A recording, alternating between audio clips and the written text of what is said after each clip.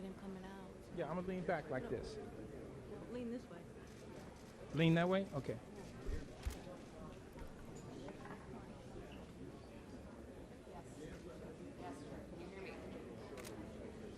Rudy Giuliani is walking out.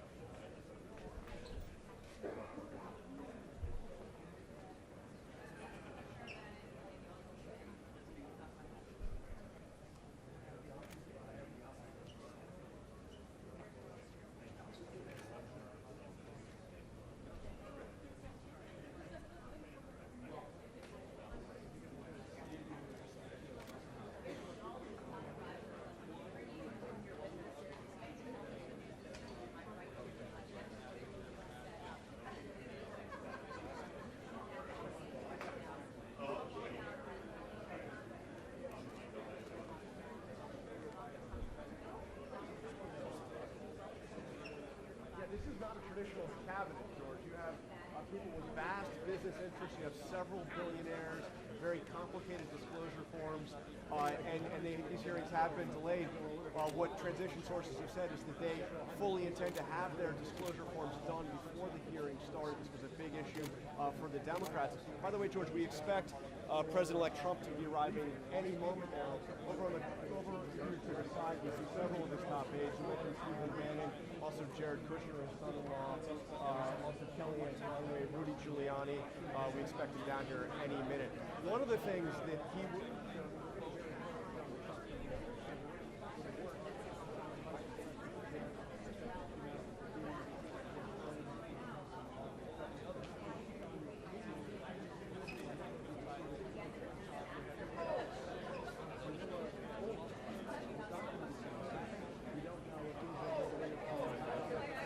and they all have offices right outside the Oval Office. You have a real collection, and I'm told here he is. The elevator has opened.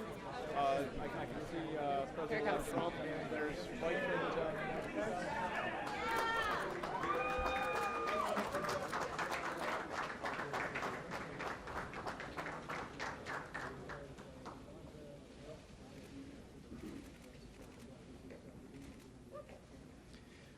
Good morning. Thank you for being here. We are now 9 days away from the inauguration of the next President and Vice President of the United States.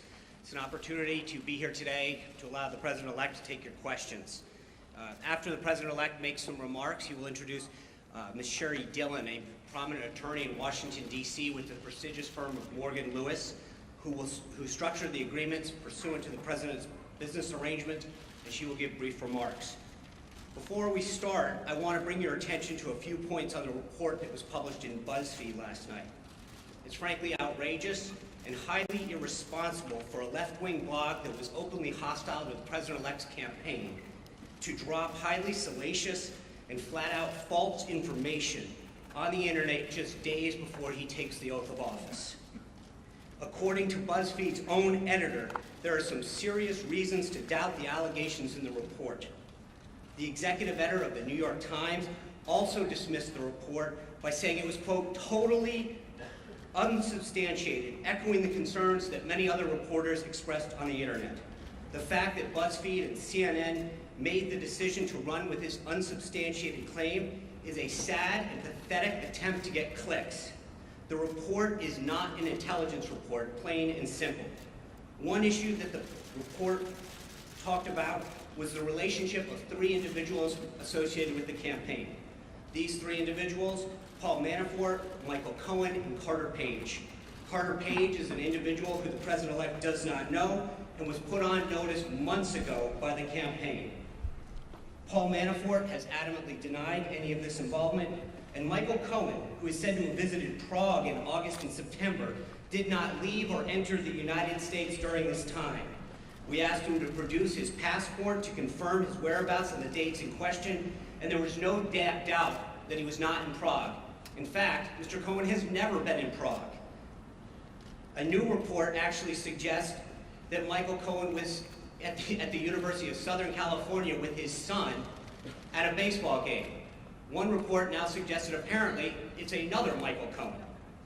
For all the talk lately about fake news, this political witch hunt by some in the media is based on some of the most flimsy reporting and is frankly shameful and disgraceful.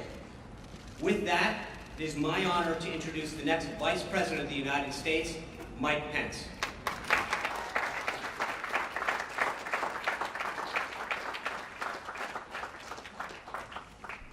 We are 9 days away from the inauguration of the 45th President of the United States of America.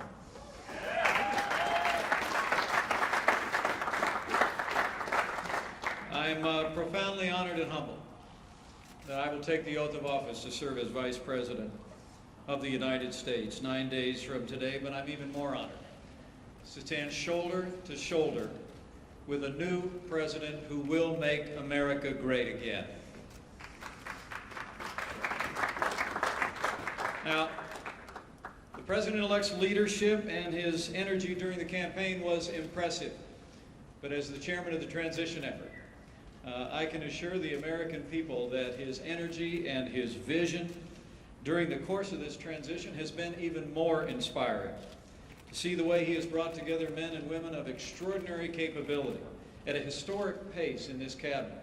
19 of the 21 cabinet officials have been announced, 9 committee hearings already scheduled, 7 more soon to go on the books in the next several days, and it is a compilation of men and women with an unprecedented caliber of leadership and background to help this administration move our nation forward. Perhaps that's why there's been such a concerted effort by some in the mainstream media to delegitimize this election and to demean our incoming administration. You know, I have long been a supporter of a free and independent press, and I always will be. But with freedom comes responsibility. And the irresponsible decision of a few news organizations to run with a false and unsubstantiated report when most news organizations resisted the temptation to propagate this fake news can only be attributed to media bias, an attempt to demean the president-elect and our incoming administration, and the American people are sick and tired of it.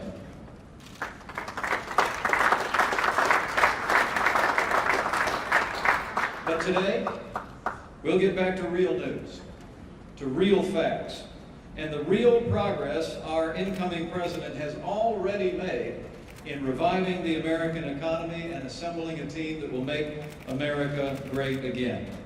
And we'll hear from the president-elect about issues that are of paramount importance to the American people today. So it is my honor to introduce to all of you my friend and the president-elect of the United States of America, Donald Trump.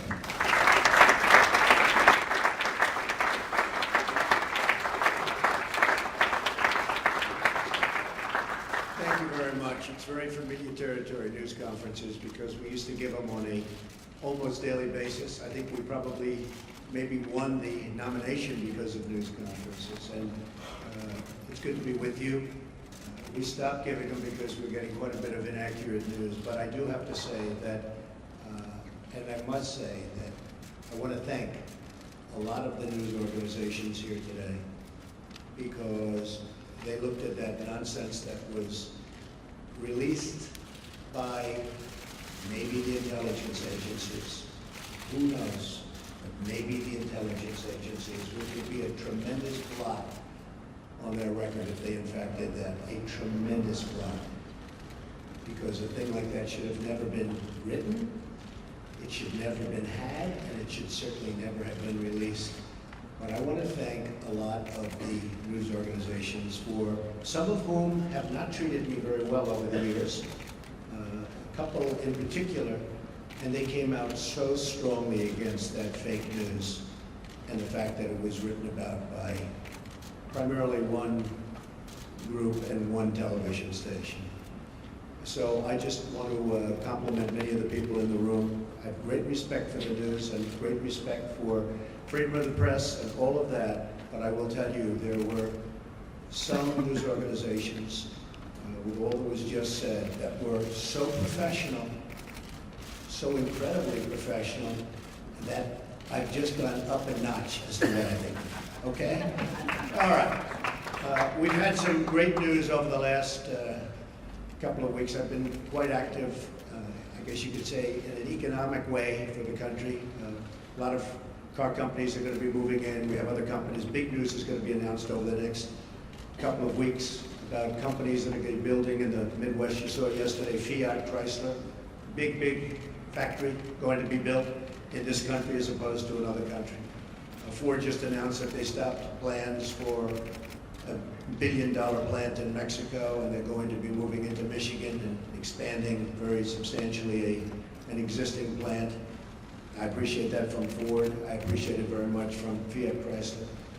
I hope that General Motors will be following, and I think they will be. I think a lot of people will be following. I think a lot of industries are going to be coming back. We have to get our drug industry coming back. Our drug industry has been disastrous. They're leaving left and right.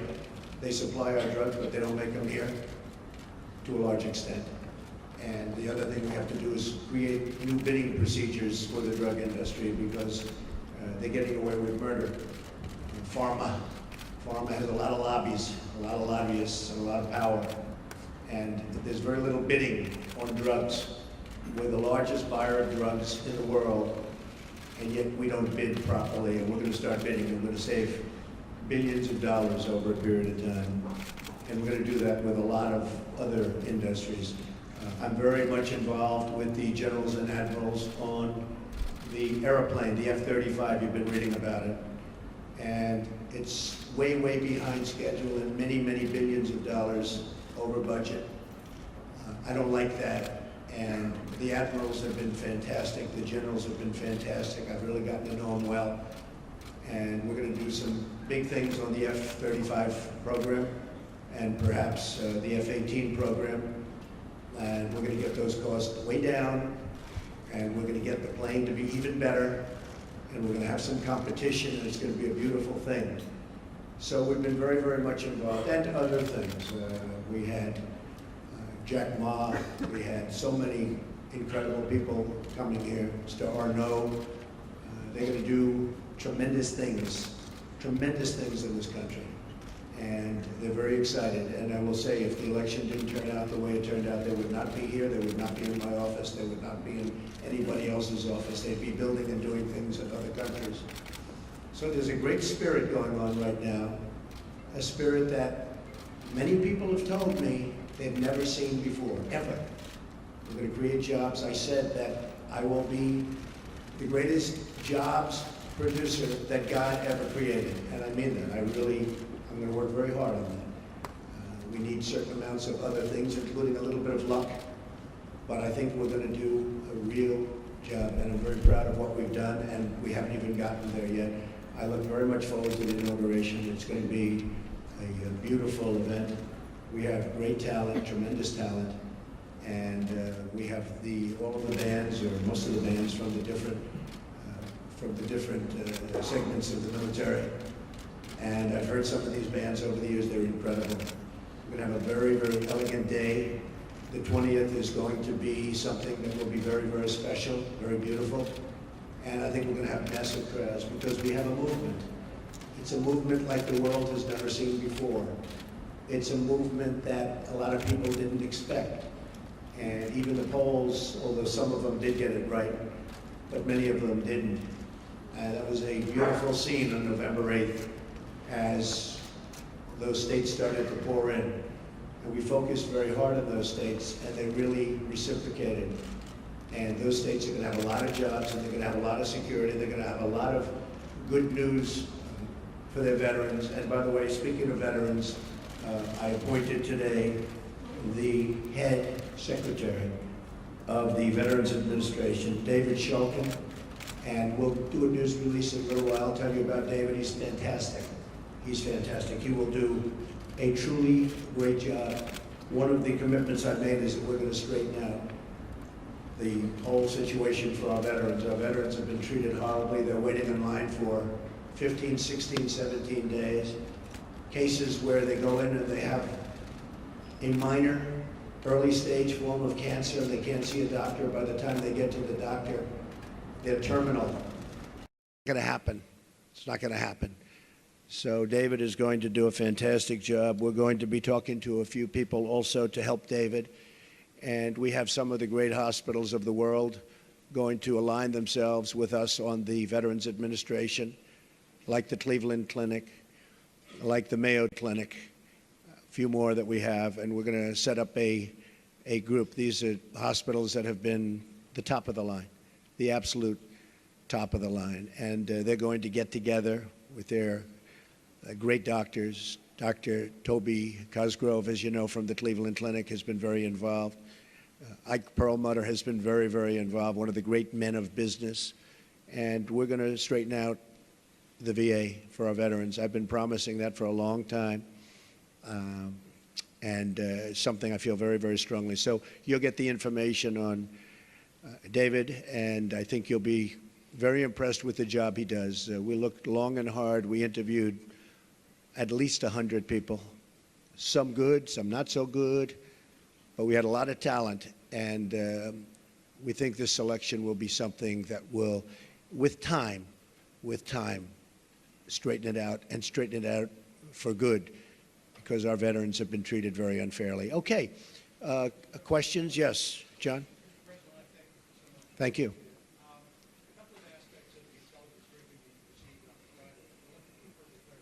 Sure. First of all, did the heads of the intelligence agencies provide you with a two-page summary of these unsubstantiated allegations? And secondly to that, in the broader picture, do you accept their opinion that Vladimir Putin ordered the hack of the DNC and the attention hack of the RNC? And if you do, how will that color your attention for the relationship with a leader who has been accused of committing an act of espionage? Okay, first of all, these meetings, as you know, are confidential, classified, so I'm not allowed to talk about what went on in a meeting. But we had many witnesses in that meeting, many of them with us. And I will say again, I think it's a disgrace that information would be let out. I saw the information, I read the information outside of that meeting. It's all fake news, it's phony stuff. It didn't happen. And it was gotten by opponents of ours, as you know, because you reported it, and so did many of the other people.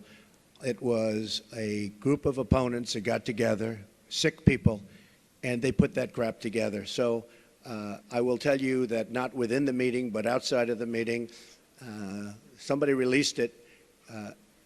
It should never have been, number one, shouldn't have even entered paper, but it should never have been released. But I read what was released, and I think it's a disgrace. I think it's an absolute disgrace. As far as hacking, I think it was Russia, but I think we also get hacked by other countries and other people. And I can say that, you know, when we lost 22 million names and everything else that was hacked recently, they didn't make a big deal out of that. That was something that was extraordinary. That was probably China. We have much hacking going on. And one of the things we're going to do, we have some of the greatest computer minds anywhere in the world that we've assembled. You saw just a sample of it 2 weeks ago up here where we had the 6 top people in the world. They were never in the same room together as a group. And we're going to put those minds together, and we're going to form a defense. And I have to say this also. The Democratic National Committee was totally open to be hacked. They did a very poor job. They could have had hacking defense, which we had. And I will give Reince Priebus credit, because when Reince saw what was happening in the world and with this country, he went out and went to various firms and ordered a very, very strong hacking defense. And they tried to hack the Republican National Committee, and they were unable to break through. We have to do that for our country. It's very important. The last part of that question was, how could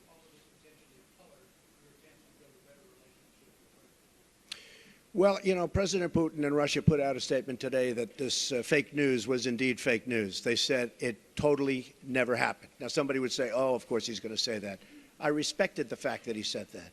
And I'll be honest, I think if he did have something, they would have released it. They would have been glad to release it. I think, frankly, had they broken into the Republican National Committee, I think they would have released it just like they did about Hillary and all of the horrible things that her people, like Mr. Podesta, said about her. I mean, what he said about her was horrible. If somebody said about me what Podesta said about Hillary, I was the boss, I would have fired him immediately, or that person, because what he said about her was horrible. But remember this, we talk about the hacking, and hacking's bad, and it shouldn't be done. But look at the things that were hacked. Look at what was learned from that hacking. That Hillary Clinton got the questions to the debate and didn't report it? That's a horrible thing. That's a horrible thing. Can you imagine that if Donald Trump got the questions to the debate, it would have been the biggest story in the history of stories. And they would have said, immediately you have to get out of the race. Nobody even talked about it. It's a very terrible thing. Yeah.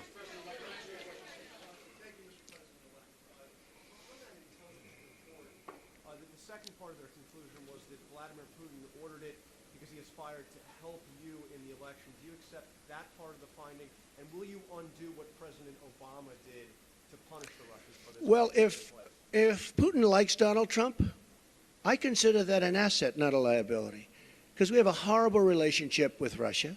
Russia can help us fight ISIS, which, by the way, is number one tricky. I mean, if you look, this administration created ISIS by leaving at the wrong time. The void was created, ISIS was formed. If Putin likes Donald Trump, guess what, folks? That's called an asset, not a liability. Now, I don't know that I'm going to get along with Vladimir Putin. I hope I do, but there's a good chance I won't. And if I don't, do you honestly believe that Hillary would be tougher on Putin than me? Does anybody in this room really believe that? Give me a break. Okay. But President Obama's steps, will you keep Can you on make clear whether during your visits to either Moscow or St. Petersburg you engaged in conduct that you now regret, and that a reasonable would a reasonable observer say that you are potentially vulnerable to blackmail by Russia or by its intelligence agencies? Let me just tell you what I do. When I leave our country, I'm a very high-profile person, would you say? I am extremely careful. I'm surrounded by bodyguards. I'm surrounded by people. And I always tell them, anywhere, but I always tell them, if I'm leaving this country, be very careful, because in your hotel rooms, and no matter where you go, you're going to probably have cameras. I'm not referring just to Russia, but I would certainly put them in that category. And number one, I hope you're going to be good anyway. But in those rooms, you have cameras in the strangest places. Cameras that are so small with modern technology, you can't see them and you won't know. You better be careful, or you'll be watching yourself on nightly television. I tell this to people all the time. I was in Russia years ago with the Miss Universe contest, which did very well. Moscow, the Moscow area, did very, very well. And I told many people, be careful, because you don't want to see yourself on television. Cameras all over the place. And again, not just Russia, all over. Does anyone really believe that story? I'm also very much of a germaphobe, by the way. Believe me.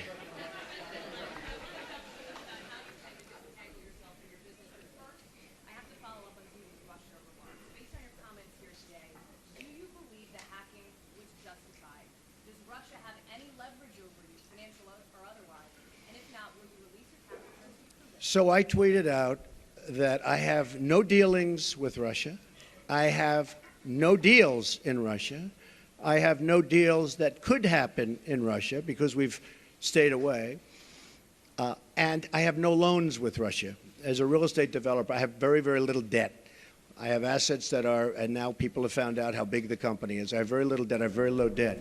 But I have no loans with Russia at all.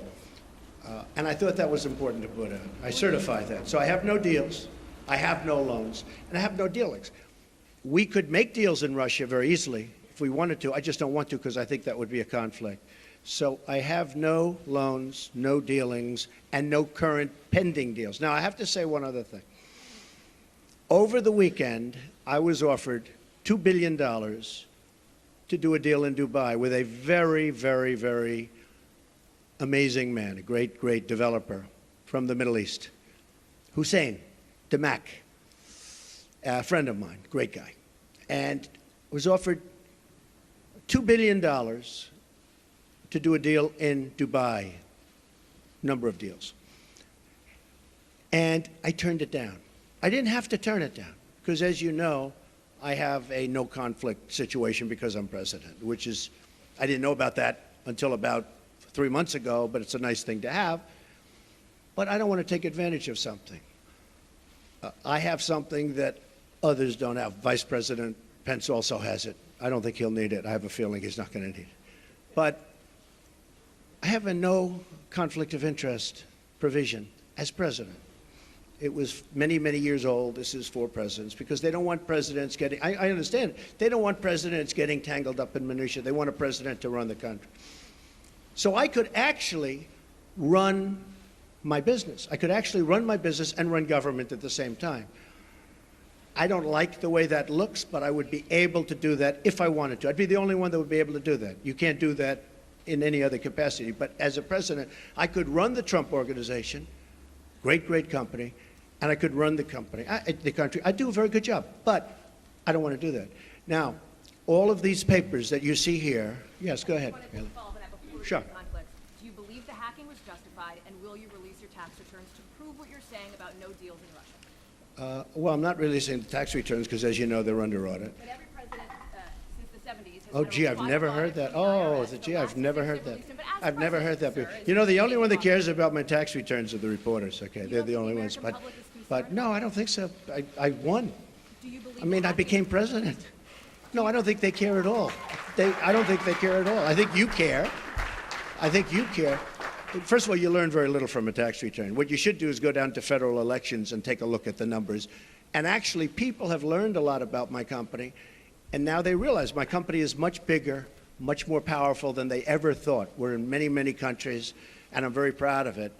And what I'm going to be doing is my two sons, who are right here, Don and Eric, are going to be running the company. They are going to be running it in a very professional manner. They're not going to discuss it with me. Again, I don't have to do this. They're not going to discuss it with me. And with that, I'm going to bring up Sherry Dillon, and she's going to go, these papers are just some of the many documents that I've signed, turning over complete and total control to my sons. Sir, can we ask you one more question on Russia, though, sir? Good morning. It's my honor and privilege to be here today at President-elect Trump's request. He's asked me, as you just heard, to speak about the conflicts of interest and the steps he's taking. As you know, the business empire built by President-elect Trump over the years is massive, not dissimilar to the fortunes of Nelson Rockefeller when he became vice president. But at that time, no one was so concerned. President-elect Trump wants the American public to rest assured that all of his efforts are directed to pursuing the people's business and not his own. To that end, as he explained a few moments ago, he directed me and my colleagues at the law firm Morgan, Lewis & Bockius to design a structure for his business empire that would completely isolate him from the management of the company. He further instructed that we build in protections that will assure the American people the decisions he makes and the actions that he takes as president are for their benefit and not to support his financial interests. As he said, he's voluntarily taking this on.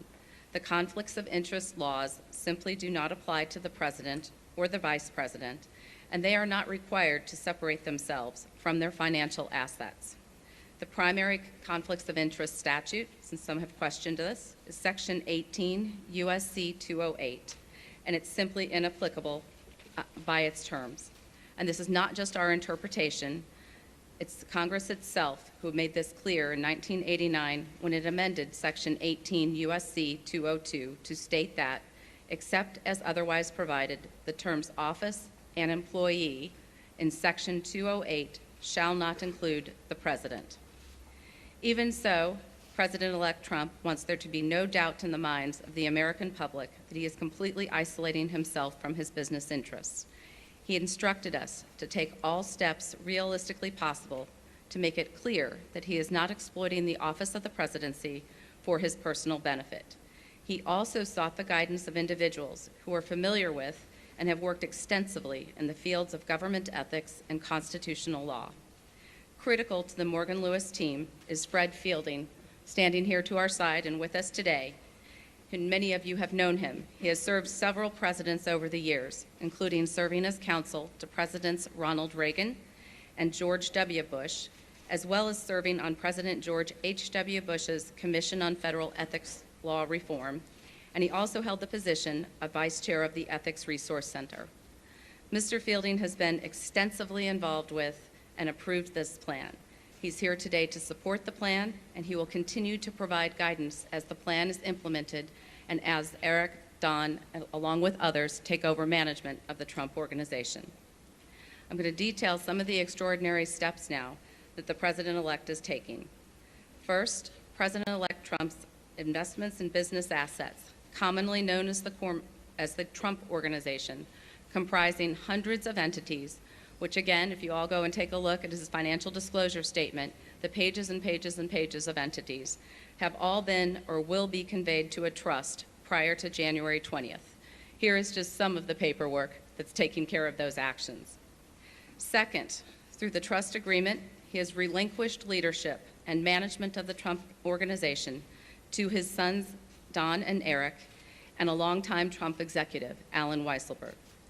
Together, Don, Eric, and Allen will have the authority to manage the Trump Organization and will make decisions for the duration of the presidency without any involvement whatsoever by President-elect Trump. Further, at the President-elect's direction, the trust agreement provides that to ensure the Trump Organization continues to operate in accordance with the highest and legal ethics standards, an ethics advisor will be appointed to the management team. The written approval of the ethics advisor will be required for new deals, actions, and transactions that could potentially raise ethics or conflicts of interest concerns. President-elect Trump, as well as Don, Eric, and Allen, are committed to ensuring that the activities of the Trump Organization are beyond reproach and cannot be perceived to be exploitive of the office of the presidency. President-elect Trump will resign from all officer and other positions he holds with the Trump Organization entities. Further, in addition, his daughter Ivanka will have no further involvement with or management authority whatsoever with the Trump Organization. As she and Jared move their family to D.C., Ivanka will be focused on settling her children into their new homes and their new schools. The President-elect has also already disposed of all of his investments in publicly traded or easily liquidated investments. As a result, the trust will have two types of assets. First, it will hold liquid assets, cash, cash equivalents, and treasuries, and perhaps some positions in a government-approved diversified portfolio, one that is consistent with the regulations from the Office of Government Ethics. Second, the trust is going to hold his pre-existing, illiquid, but very valuable business assets, the ones that everyone here is familiar with.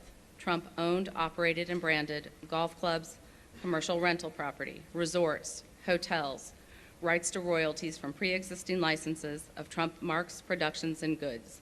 So things like Trump Tower, Mar-a-Lago, all of his other business assets, 40 Wall Street, will all be in the trust. Through instructions in the trust agreement, President-elect Trump first ordered that all pending deals be terminated. This impacted more than 30 deals, many of which were set to close by the end of 2016.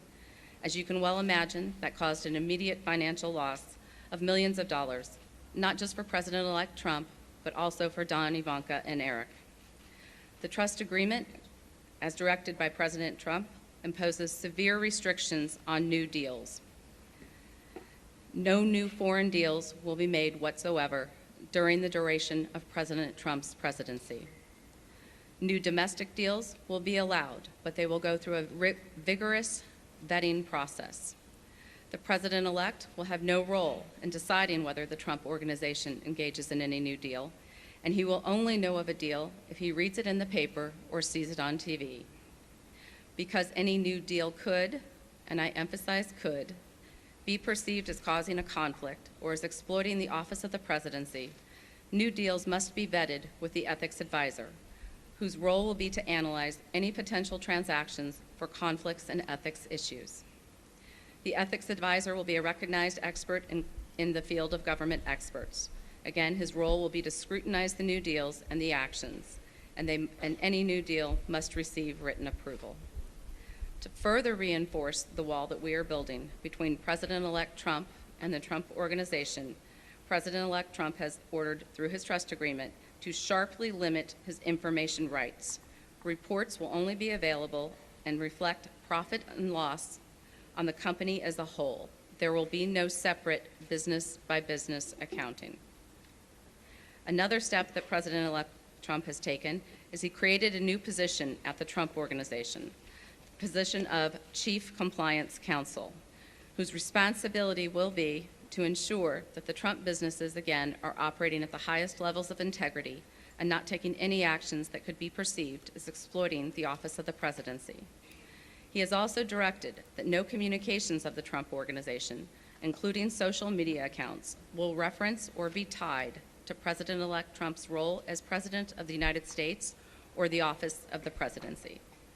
In sum, all of these actions, complete relinquishment of management, no foreign deals, ethics advisor approval of deals, sharply limited information rights, will sever President-elect Trump's presidency from the Trump Organization.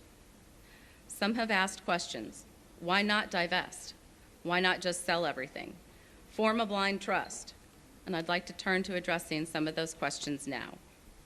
Selling, first and foremost, would not eliminate possibilities of conflicts of interest. In fact, it would exacerbate them.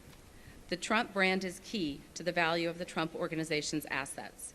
If President-elect Trump sold his brand, he would be entitled to royalties for the use of it, and this would result in the trust retaining an interest in the brand without the ability to assure that it does not exploit the office of the presidency. Further, whatever price was paid would be subject to criticism and scrutiny. Was it too high? Is there pay for play? Was it too much paid to curry favor with the president-elect?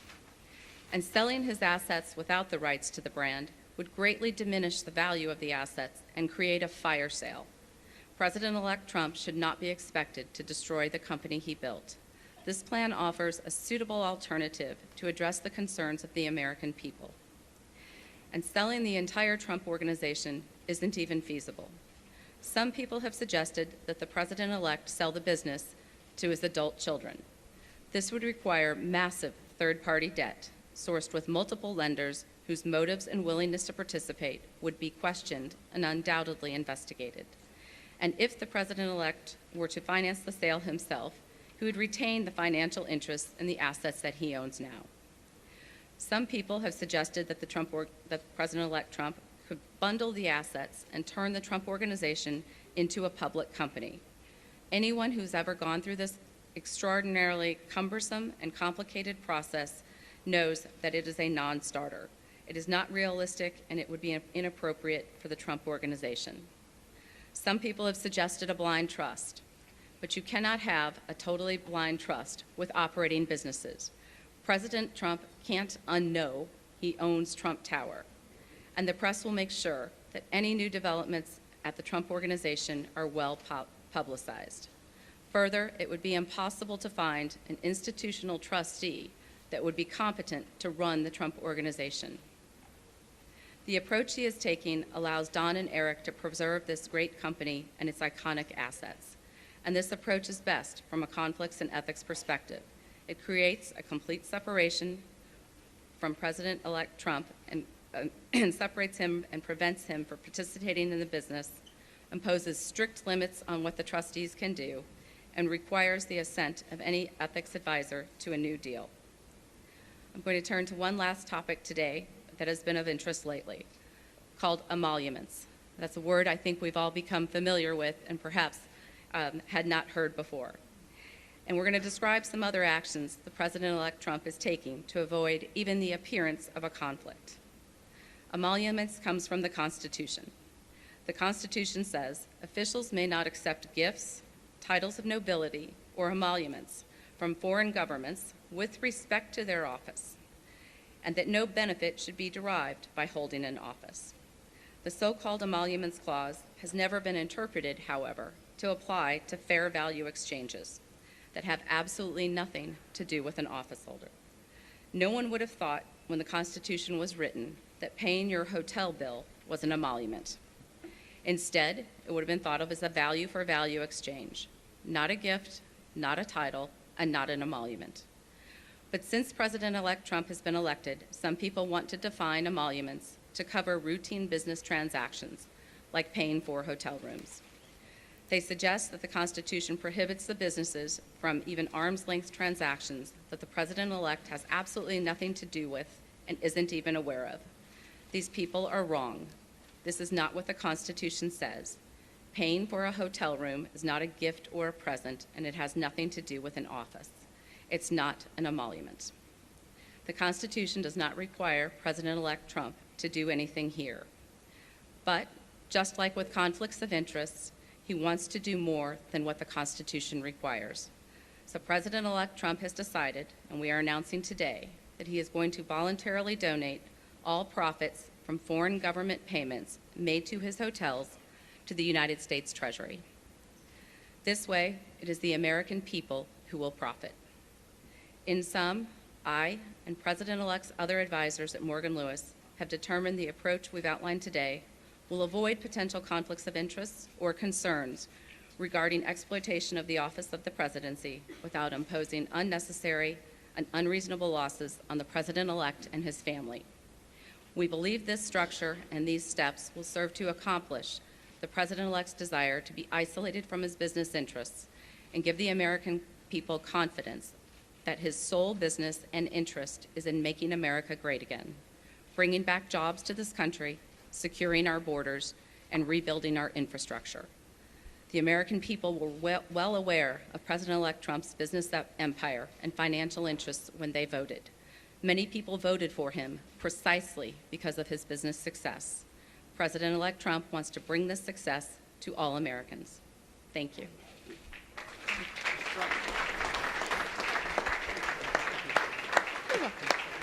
My pleasure. Mr. Trump, Good. Mr. Trump, can we ask you? Don't lose your notes. Thank you very much. Mr. Trump, can we ask you some policy questions? Policy questions, sir. Thank you, Mr. Trump. Trey Yankee from American News. What is your response to your critics that say not only you, but also your cabinet is filled with conflicts of interest, and you plan to set an example in the future to make sure that your cabinet and everyone throughout your administration... Right, good question. I really think that when you watch what's going on with what's happening, and I was just watching, as an example, Rex Tillerson. I think it's brilliant what he's doing and what he's saying. I watched yesterday, as you know, our great senator who is going to be a great attorney general, and he was brilliant. And what people don't know is that he was a great prosecutor and attorney general in Alabama, and he was brilliant yesterday. So I really think that I think we have one of the great cabinets ever put together. And we've been hearing that from so many people. People are so happy. You know, in the case of Rex, he ran incredibly ExxonMobil. When there was a find, he would get it. When they needed something, he would be there. A friend of mine who's very, very substantial in the oil business, Harold Hamm, big supporter, he said, there's nobody in the business like Rex Tillerson. And that's what we want. That's what I want to bring to government. I want to bring the greatest people into government because we're way behind. We don't make good deals anymore. I say it all the time at speeches. We don't make good deals anymore. We make bad deals. Our trade deals are a disaster. We have hundreds of billions of dollars of losses on a yearly basis, hundreds of billions with China on trade and trade imbalance, with Japan, with Mexico, with just about everybody. We don't make good deals anymore. So we need people that are smart. We need people that are successful. And they got successful because, generally speaking, they're smart. And that's what I put. I'm very proud of the cabinet. I think they're doing very well. It's very interesting how it's going, but I think they're doing very, very well. Mr. Sanchez, quick follow-up, sir, on Russia, sir. Thank you, Mr. President-elect. I wanted to ask a few questions on Obamacare. Yeah. Can you be specific on what guidance you're giving congressional Republicans on the timeline for repeal and replace? Sure. Whether it needs to be simultaneous or... Finally, Obamacare. I thought it was never going to be asked. I also wanted to ask you, though, if you have outlined a plan for what you want the replace package to look like. Would it guarantee coverage for those who have gotten health insurance through the current Obamacare law? You're going to be very, very proud, as not only the media and reporters, you're going to be very proud of what we put forth having to do with health care. Obamacare is a complete and total disaster. They can say what they want. They can guide you any way they want to guide you. In some cases, they guide you incorrectly. In most cases, you realize what's happened. It's imploding as we sit.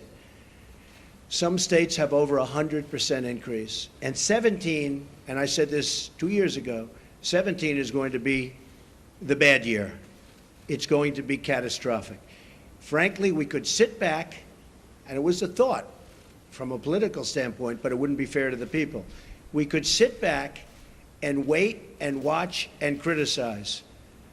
And we could be a Chuck Schumer and sit back and criticize it, and people would come, they would come, begging to us, please, we have to do something about Obamacare. We don't want to own it. We don't want to own it politically. They own it right now. So the easiest thing would be to let it implode in 17, and believe me, we'd get pretty much whatever we wanted, but it would take a long time.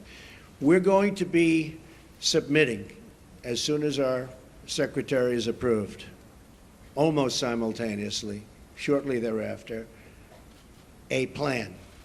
It'll be repeal and replace. It will be essentially simultaneously.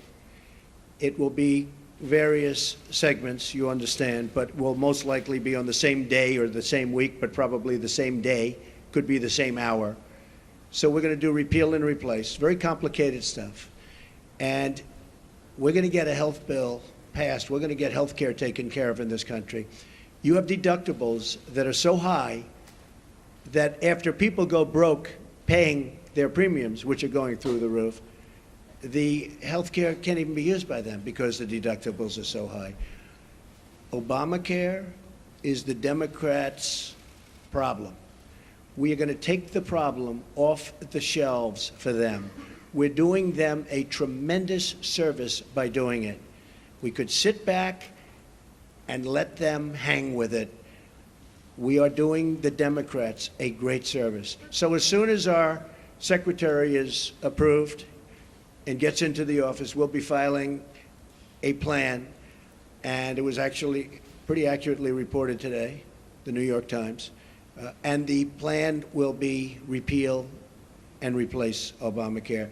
We're going to have a health care that is far less expensive and far better. Okay. President-elect, can we just ask you, sir. President-elect Trump. Which one, Mr. President? Well, I was going right here. All right, go ahead, then CBS. Okay, President-elect Trump, John Steinberg from Cheddar. When you look at all the meetings that you've had with Carrier and SoftBank and Alibaba, do you conceive of making this a program, maybe sitting inside of Commerce? And then my follow-up question to that is, how soon will we see the program on capital repatriation and corporate tax cuts? Well, if I can save jobs, for instance, I was doing individual companies, and people said, well, but that's only one company. Like we did a good job with Carrier. And I want to thank United Technologies, which owns Carrier. But we saved close to 1,000 jobs. And they were gone. And Mike Pence and his staff really helped us a lot. But those were that was a tough one because they announced a year and a half before that they were leaving. So it's always tough. When they're building a plant, it's a little tougher than before they start or before they make an announcement. So I want to thank United Technologies. But we've been meeting with a lot of companies. But what really is happening is the word is now out that when you want to move your plant to Mexico or some other place, and you want to fire all of your workers from Michigan and Ohio and all these places that I won for good reason, it's not going to happen that way anymore. You want to move your plant, and you think, as an example, you're going to build that plant in Mexico, and you're going to make your air conditioners or your cars or whatever you're making and you're going to sell it through what will be a very, very strong border, not a weak border like it is now. We don't even have a border. It's an open sieve. But you're going to sell through a very strong border. Not going to happen. You're going to pay a very large border tax. So if you want to move to another country, and if you want to fire all of our great American workers that got you there in the first place, you can move from Michigan to Tennessee and to North Carolina and South Carolina. You can move from South Carolina back to Michigan. You can do anywhere. You got a lot of states at play, a lot of competition. So it's not like, oh, gee, I'm taking the competition. We got a lot of places you can move. And I don't care, as long as it's within the United States, the borders of the United States. There will be a major border tax on these companies that are leaving and getting away with murder. And if our politicians had what it takes, they would have done this years ago, and you'd have millions more workers right now in the United States that are 96 million really wanting a job and they can't get. You know that story, the real number. That's the real number. So that's the way it is. Okay, go ahead. President-elect, I have a question about the Supreme Court and the border Yes. security, but I also want you to ask you about something you said on Twitter this morning. Are we living in Nazi Germany? What were you driving at there? Do you have a problem with the intelligence community? And on the Supreme Court, what's your timeline? You said a while ago you were down to 4. Have you conducted those interviews yet? What's your timeline for nominating? And on the border fence, it now appears clear U.S. taxpayers will have to pay for it up front. What is your plan? That's not clear at all. To Okay, get Mexico I got it. to pay for it? I got it. You have any more? On the fence. It's not a fence, it's a wall. You just misreported it. We're going to build a wall. I could wait about a year and a half until we finish our negotiations with Mexico, which will start immediately after we get to office, but I don't want to wait. Mike Pence is leading an effort to get final approvals through various agencies and through Congress for the wall to begin. I don't feel like waiting a year or a year and a half. We're going to start building. Mexico, in some form, and there are many different forms, will reimburse us, and they will reimburse us for the cost of the wall. That will happen, whether it's a tax or whether it's a payment, probably less likely that it's a payment, but it will happen. So remember this, okay? I would say we are going to build a wall, and people would go crazy. I would then say, who's going to pay for the wall? And people would all scream out, 25, 30,000 people, because nobody's ever had crowds like Trump has had. You know that. You don't like to report that, but that's okay. Okay, now he agrees. Finally, he agrees. But I say, who's going to pay for the wall? And they will scream out, Mexico. Now, reports went out last week, oh, Mexico's not going to pay for the wall because of a reimbursement. What's the difference? I want to get the wall started. I don't want to wait a year and a half until I make my deal with Mexico. So, and we probably will have a deal sooner than that. And by the way, Mexico has been so nice, so nice. I respect the government of Mexico. I respect the people of Mexico. I love the people of Mexico. I have many people from Mexico working for me. They're phenomenal people. The government of Mexico is terrific. I don't blame them for what's happened. I don't blame them for taking advantage of the United States. I wish our politicians were so smart. Mexico has taken advantage of the United States. I don't blame the representatives and various presidents, etc., of Mexico. What I say is we shouldn't have allowed that to happen. It's not going to happen anymore. So in order to get the wall started, Mexico will pay for the wall, but it'll be reimbursed. Okay? Supreme Court judge. So as you know, I have a list of 20. I've gone through them. We've met with numerous candidates. They're outstanding in every case. They were largely recommended and highly recommended by Federalist Society. Jim DeMint was also very much involved in his group, which is fantastic, and he's a fantastic guy. So between Leo and Jim DeMint and some senators and some Congress people, we have a great group of people. I'll be making the decision on who we will put up for Justice of the United States Supreme Court, a replacement for the great, great Justice Scalia. That will be probably within 2 weeks of the 20th. So within about 2 weeks, probably the second week. I consider the first day because we'll also be doing some pretty good signings. And I think what we'll do is we'll wait till Monday. That will be our really first business day, as opposed to doing it on Friday, because on Friday people are going to have a very good time at the inauguration. And then Saturday, as you know, we're having a big church service and lots of good things are happening. So our first day, and you'll all be invited to the signings, but we'll be doing some pretty good signings on Monday and Tuesday and Wednesday and Thursday and Friday, and then also the next week. And you're all invited. But on the Supreme Court, I'll be making that decision, and it'll be a decision which I very strongly believe in. I think it's one of the reasons I got elected. I think the people of this country did not want to see what was happening with the Supreme Court. So I think it was a very, very big decision as to why I was elected. Mr. President-elect, the tweet that you had this morning about are we living in Nazi Germany, what were you driving at there? What are you trying to tell them? I think it was disgraceful that the intelligence agencies allowed any information that turned out to be so false and fake out. I think it's a disgrace. And I say that, and that's something that Nazi Germany would have done and did do. I think it's a disgrace. That information that was false and fake and never happened got released to the public. As far as BuzzFeed, which is a failing pile of garbage, writing it, I think they're going to suffer the consequences. They already are. And as far as CNN going out of their way to build it up, and by the way, we just found out I was coming down. Michael Cohen, Michael Cohen is a very talented lawyer. He's a good lawyer in my firm. It was just reported that it wasn't this Michael Cohen they were talking about. So all night long, it's Michael Cohen. I said, I want to see your passport.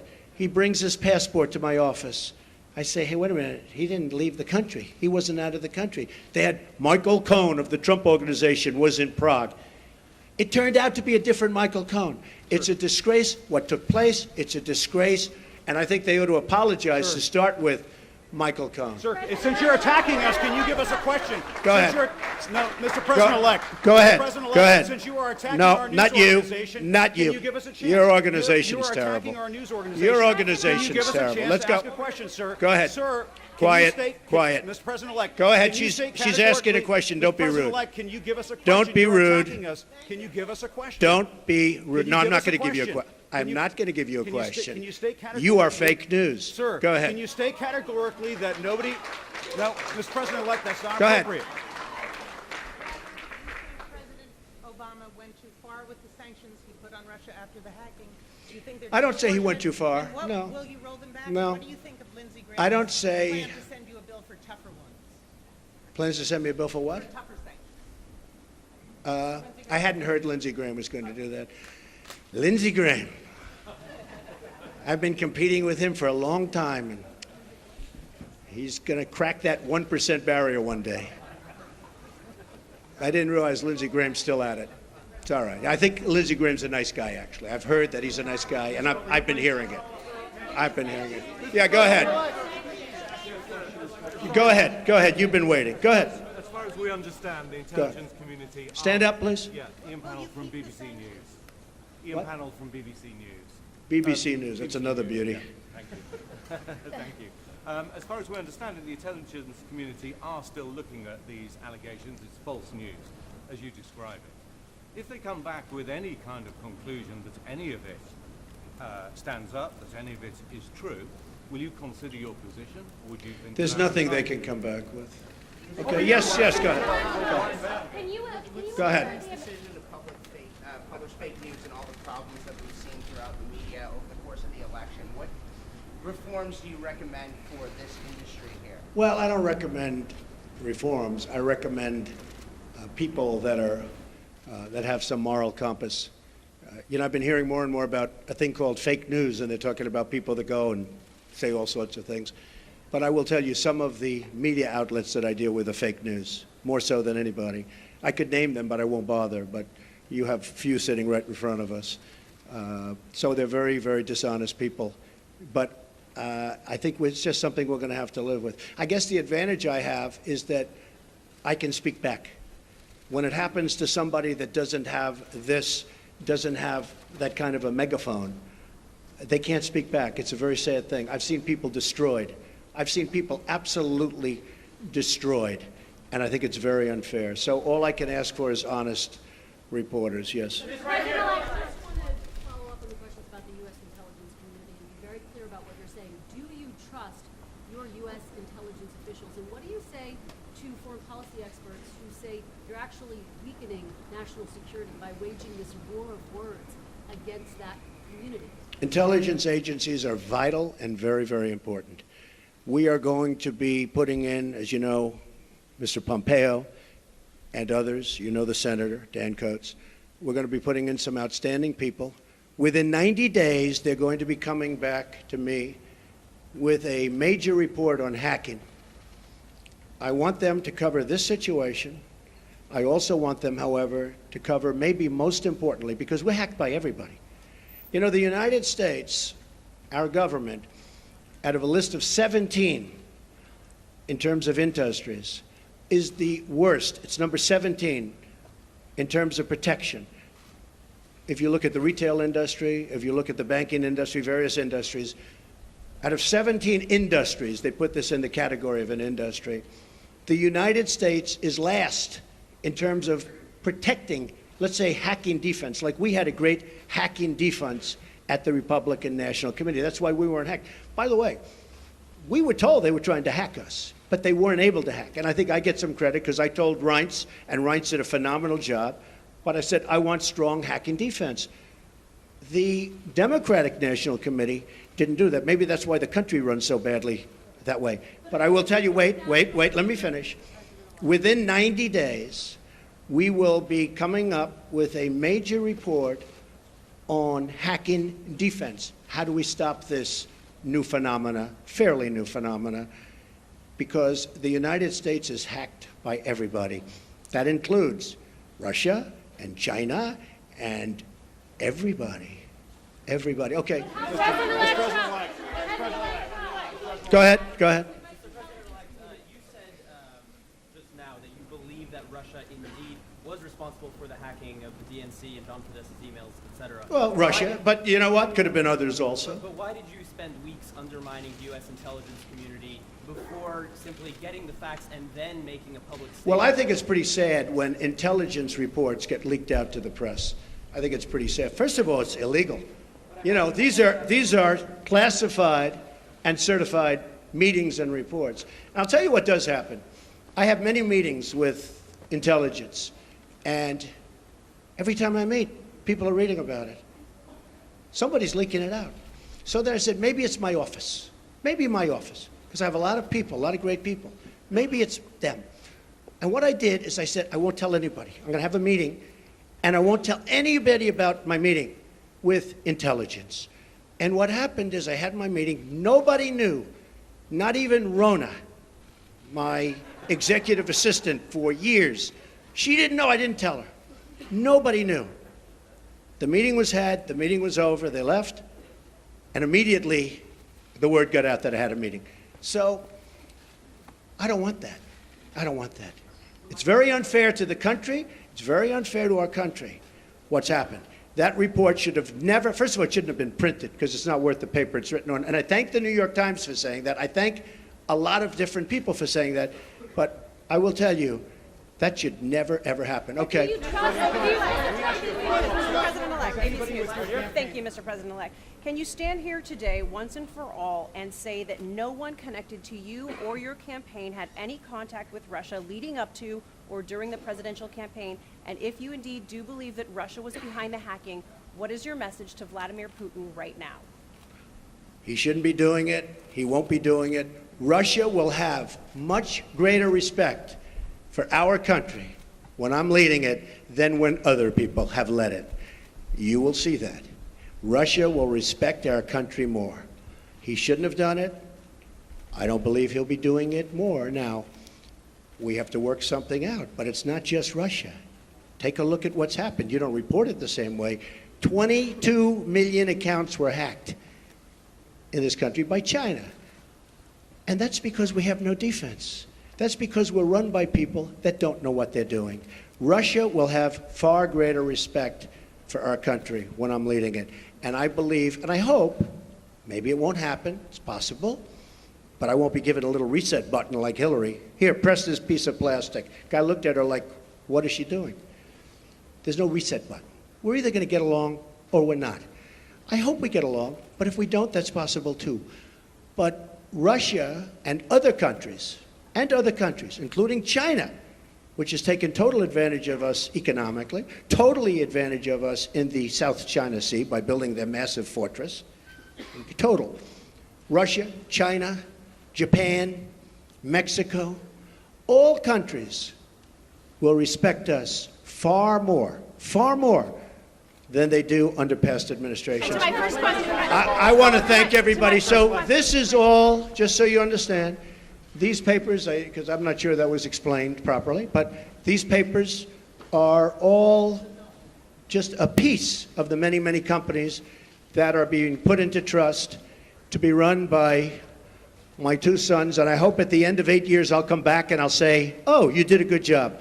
Otherwise, if they do a bad job, I'll say, you're fired. Sir, Goodbye, sir, everybody. you did not answer, Goodbye. Sir, you did not answer whether any of your associates were in contact with the Russians. Sir, you did not answer whether any of your associates were in contact with the Russians. Can you categorically deny that did not happen, sir? Can you categorically deny that did not happen, sir?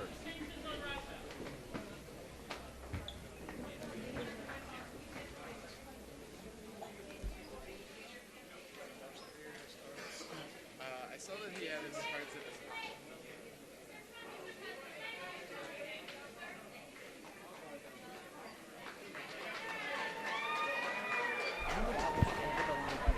Sean, he was attacking our news organization.